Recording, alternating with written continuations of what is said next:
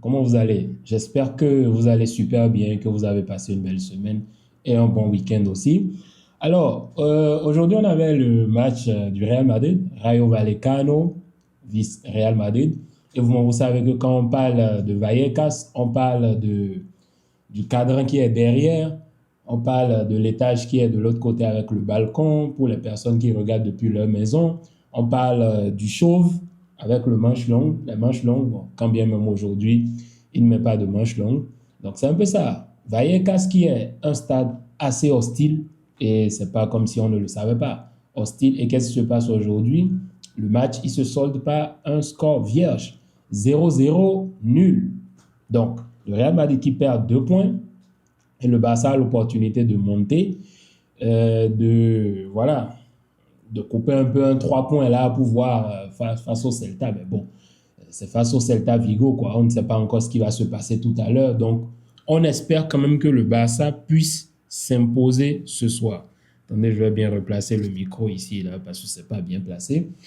Donc, un match où il y a quand même pas mal de choses à dire. Hein. Oui, il y a quand même pas mal de choses à dire. Déjà, je souhaite féliciter Bataya et Courtois pour le match incroyable que les deux ont fait en tant que gardien. Bataya, franchement, avec des sorties de balles incroyables, avec des dégagements impeccables qui allaient dans l'autre camp, dans la surface adverse, presque, bon, dans le camp adverse, après le centre. Bataya qui avait de la vision aujourd'hui, qui a fait un super bon match. Courtois aussi qui a sauvé des meubles aujourd'hui à des moments donnés. Mais s'il y a une chose qu'il faut retenir, c'est que le Real Madrid est en panne de but. Oui. Offensivement, ils sont en panne parce qu'il faut voir, hein, ça fait déjà 2 matchs qu'ils ne marquent plus de buts. Donc, forcément, il faut commencer par se poser des questions. Et je ne sais pas si vous vous souvenez, c'est un sujet sur lequel on avait traité. On l'avait dit, le jour où Mbappé ne marque plus et commence à avoir des soucis de but, une panne de but, et qu'il ne marque pas, comment vont-ils se débrouiller pour marquer les buts? Donc vous avez vu 2 matchs où Mbappé ne marque pas, et le Real Madrid perd contre Liverpool, face à Liverpool, et aujourd'hui fait un match nul. Et c'est un truc dont on parlait à chaque fois, on le disait, mais bon, comme il y a des gens qui sont pro Mbappé et tout, eux, ils se disaient non, mais on s'en fout du moment où Mbappé marque. Voilà, c'est bon pour nous. Aujourd'hui, dans l'animation offensive du Real, beaucoup de péchés. Et oui, beaucoup de péchés. Pourquoi? Parce que c'est pas comme si le Real ne se procurait pas des occasions. Il se procure des occasions, hein, tranquillement. Mais le problème, c'est que l'efficacité, l'effectivité devant n'a pas été au rendez-vous, que ce soit face à Liverpool et aujourd'hui aussi. Encore qu'en face, tu as une équipe qui a bien défendu aussi, hein, dans un 4-2-3-1, mais qui, quand même, à des moments donnés du match, jouait en 4-5-1, double rideau pour fermer les espaces. Vous avez Chavarria qui te fait un super match, Ratiu qui te fait un bon match, André qui te fait un bon match, Mendy qui te fait un bon match, côté Vallecano. Franchement, défensivement, moi, ils m'ont quand même surpris. On sait que c'est une équipe qui défend bien, qui ferme les espaces, qui ne te laisse pas développer ton jeu. Et on l'a vu, hein, on l'a vu aujourd'hui dans ce match. Le Real Madrid a beaucoup souffert dans le déploiement de sa tactique.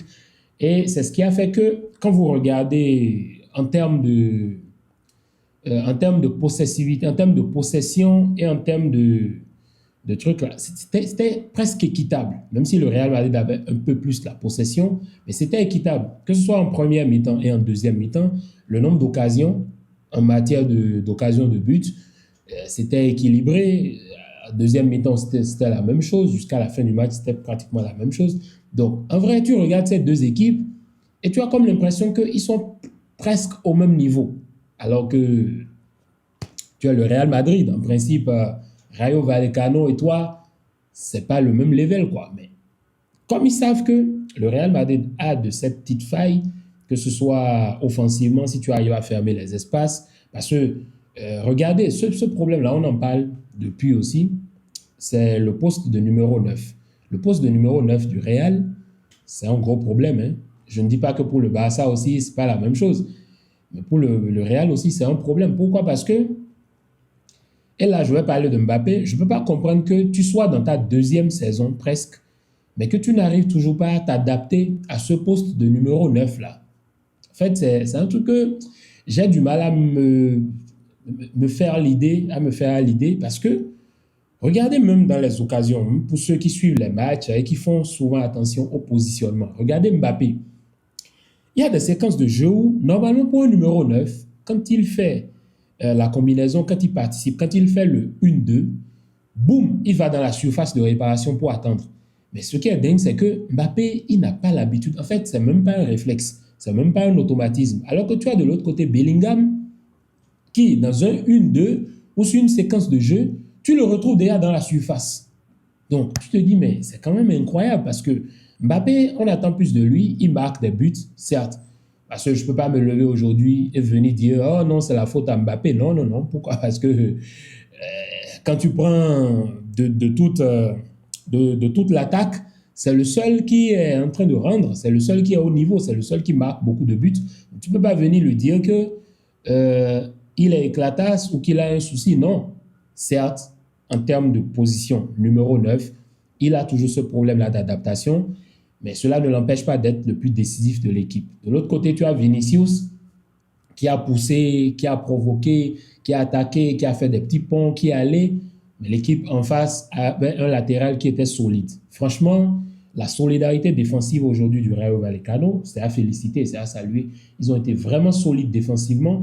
De l'autre côté, vous avez Brahim, parce qu'il y a eu du changement, Mastontono qui est blessé, Chouameni aussi qui est blessé, Militao qui était au banc, qui est rentré à la mi-temps. Vous avez un Brahim qui n'a pas apporté vraiment ce truc-là qu'on espérait de lui. Parce que, ok, Brahim, on sait que c'est un super sub, mais quand tu le mets titulaire, c'est un peu compliqué. Mais le problème, c'est qu'en face, tu avais aussi une équipe qui défendait bien, qui fermait les espaces, qui allait au pressing, qui faisait des fautes. Regardez même la preuve. En première mi-temps, il y avait 5 cartons jaunes. Donc, vous voyez que cette équipe du Rayo Vallecano, elle n'est pas là pour s'amuser. Ils ne sont pas vos amis. Ils sont là pour, voilà, pour tacler, pour faire des fautes, pour faire de l'anti-jeu à des moments donnés, pour freiner certaines séquences offensives et tout ce qui va avec. Donc, le Real Madrid qui, offensivement, aujourd'hui a pêché, ils ont eu des opportunités, mais ils n'ont pas su les concrétiser. Et parmi ceux qui ont été dangereux offensivement, moi, bon, je vais donner mon coup de cœur en même temps dans ce match, c'est Ada Güler. Ada Güler côté Madrid en attaque, mais quel match de malade il fait. Je ne sais pas s'il y en a qui n'ont peut-être pas fait attention, mais regardez le match que Ada Güler il vous fait ce soir. Moi, franchement, chapeau à Ada Güler. Il a été présent. Il y a même su une frappe là où, pas 2 fois, où il se loupe, où Bataya, très très concentré, qui empêche de marquer. Il y a une occasion où c'est Bellingham qui la remet à Vinicius. Il se retourne, mais il n'arrive pas à marquer non plus. Pourquoi? Parce que Bataya, il était là, il était concentré. Valverde aussi qui fait une frappe. Bataya, il est là, il est concentré. De la même manière, de l'autre côté de Vallecano, Ratiu qui rentre, surtout, et Chavarria, ce qui te propose défense-attaque dans la projection vers l'avant, c'est incroyable. Les 1-2, regardez comment ils ont pu manger le Real Madrid dans le dos, surtout défensivement, sur certaines passes millimétrées, des passes longues, tac, ça mangeait Carreras, ça mangeait Valverde, ça mangeait aussi Huysen qui, moi, je trouve, Huysen, il est bon. Ça, tout le monde le sait, il est super bon. Il y en a même qui disent que peut-être que si on le met au poste de 6, ce serait bien. Ok, tu mets Huysen au poste de 6, mais il ne faut pas oublier qu'à des moments donnés, il n'est pas concentré dans le match. Alors que pour un poste de 6, tu sais que là, si tu perds la balle, c'est mort. C'est finito pour toi parce que c'est une zone du terrain où c'est ultra dangereux. Donc, vous avez Huysen qui te perd la concentration à des moments donnés du match. Mais dans les sorties de balle, c'était bien. Dans les passes transversales aussi, c'était bien. Parfois, dans la projection aussi, c'était bien. Mais son manque de concentration, parfois, peut pénaliser l'équipe. Parce qu'en voulant parfois jouer trop propre, ça peut lui jouer des tours. Et moi, je le comprends. Pourquoi? Parce que c'est un gars, je m'identifie un peu à lui. Parce que je suis quelqu'un aussi, j'aime trop faire les trucs trop propres, trop organisés. Ça fait que parfois, à force de réfléchir de trop réfléchir, tu peux te mettre dans ramba, comme le disent les Ivoiriens, tu peux te mettre dans des problèmes où, voilà, tu vas pénaliser ton équipe. Asensio aussi qui fait pas un mauvais match. Militao qui entre en deuxième mi-temps aussi, qui fait pas un mauvais match, qui fait un bon match. Mais dans la proposition offensive du Real Madrid, il y a assez de problèmes. Quand bien même défensivement, ils peuvent perdre la concentration à des moments donnés, ils peuvent concéder des occasions. C'est ce qui est normal, parce que tu ne peux pas faire tout un match sans concéder d'occasion. Moi, je le dis toujours. Mais offensivement, on commence à voir des lacunes. Parce que 2 matchs où Mbappé ne marque pas, et on voit l'équipe qui est en difficulté. C'est ce dont on parlait, ça. Donc, en gros, il y a un boulot à faire offensivement. Oui, il y a un vrai boulot à faire. Et côté milieu de terrain aussi, Kamavinga qui ne fait pas un mauvais match, Güler qui fait un bon match. En gros, le péché, il a été offensif.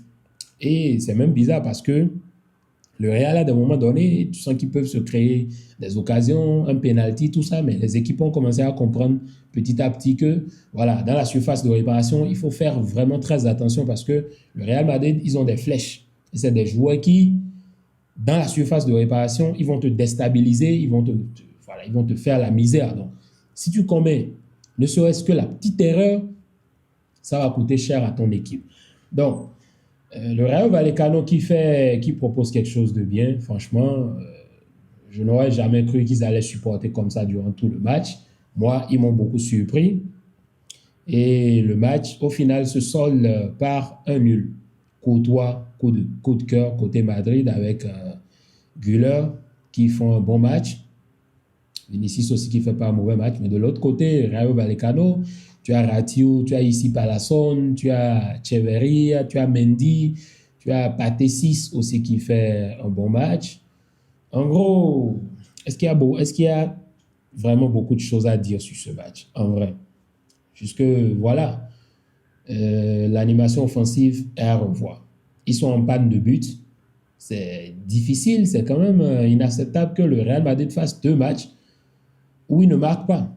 Et en plus, c'est à l'extérieur. Alors que d'habitude, le Real Madrid, c'est une équipe qui te marque des buts à l'extérieur, quoi. Donc, c'est un peu surprenant. Allez, les gars, les amis, c'était tout pour la vidéo. N'oubliez pas de me dire dans les commentaires vos tops, vos flops dans ce match. Et voilà, on part pour, comment on appelle? Pour les sélections nationales, pour la trêve internationale. Voilà, donc, sûrement, on va faire des vidéos plus ou moins actu, quelques matchs de sélection, on ne sait jamais. Moi, je serai occupé dernièrement, donc on verra ce qu'on fera. Allez les amis, n'oubliez pas de vous abonner, de liker, de partager, de commenter. Je vais interagir. Dès que j'ai le temps, j'interagis et tout. Et puis voilà, on en parle. Allez les amis, c'était tout pour la vidéo. Bien de choses à vous et bon début de semaine. Peace. On se croise tout à l'heure pour le débrief du match du Barça. Si ce n'est pas ce soir, je vais la publier demain matin. Et puis voilà. Allez, check.